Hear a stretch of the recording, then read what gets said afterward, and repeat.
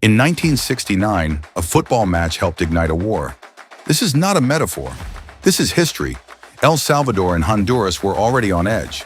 Land disputes, economic inequality, and growing tensions between the two countries were boiling over.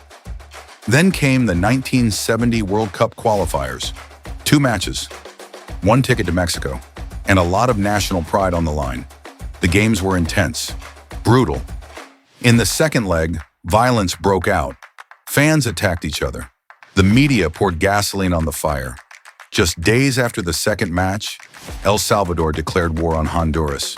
For 4 days, the two nations clashed in what would become known as La Guerra del Futbol, the football war. Over 100 hours of conflict, thousands of casualties, all sparked by deeper issues. But football lit the fuse. Football didn't cause the war, but in 1969, it became the final straw. This is football, and sometimes it's more than just a game. Relations between Honduras and El Salvador have never been easy. Both countries, which at the time of the conflict were in the political orbit of the USA and were governed by governments supported by large local landowners, had repeatedly found themselves over the years in some degree of friction. El Salvador had a grudge against the sovereignty of Honduras over the Gulf of Fonseca. This area, made up of a large gulf sheltered from hurricanes that often sweep Central America, has always been a nerve center for the trade routes that, bordering the Pacific, they make the shuttle between North and South America. Honduras, for its part, had not fully digested the results of the trade policy, which the United States had been pursuing in Central America for some years. In 1960, the USA stimulated the birth of the Central American Common Market, a free trade area comprising Costa Rica, Nicaragua, Guatemala, Honduras, and El Salvador. El Salvador increased the quality of life of its citizens, but this led to an increase in population and unemployment. So in 1967, the two states signed the Bilateral Convention on Immigration, according to which Salvadoran citizens had freedom of transit and the right of residence and work if they decided to emigrate to Honduras. More than 300,000 Salvadorans soon crossed the border and settled in Honduras. A decree of the Honduran Ministry of Agriculture in April 1969 decreed the confiscation of land and the expulsion of all those who owned land in the country but did not possess the nativity in Honduras. The Salvadoran public opinion threw hot criticism on Honduras, and the diplomatic relations between the two states became very difficult. In such a climate, the two national football teams were about to face each other in the CONCACAF semifinal for the 1970 World Cup qualifiers. On June 8, 1969, at the Estadio Nacional in Tegucigalpa, was scheduled for the first leg between Honduras and El Salvador. The Salvadoran national team tried to limit as much as possible the stay in Honduran soil, but that short time was enough for local fans to demonstrate their hostility.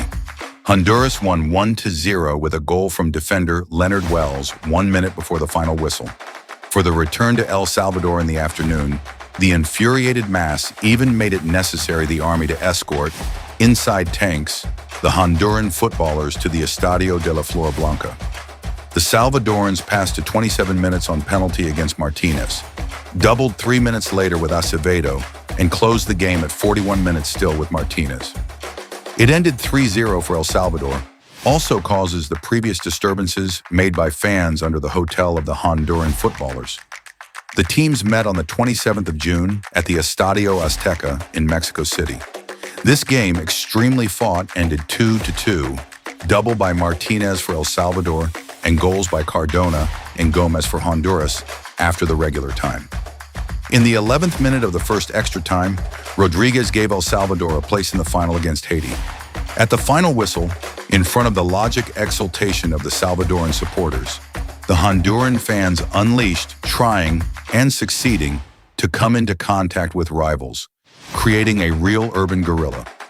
Honduras, defeated by El Salvador, would soon have broken diplomatic relations. The friction between the two countries reached its peak in the early hours of 14 July. In fact, the war ended on 18 July, although there are other fighting. The OAS threatened El Salvador with heavy economic sanctions if it repeated an attack on Honduras and ordered it to restore the status quo ante of 14 July.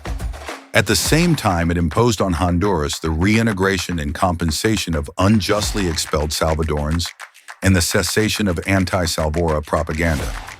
Some Salvadorans expelled in April returned to Honduras, but others did not have the courage to return. Relations between the two countries remained difficult until a peace treaty was signed on 30 October 1980. There were nearly 6,000 dead and 15,000 wounded.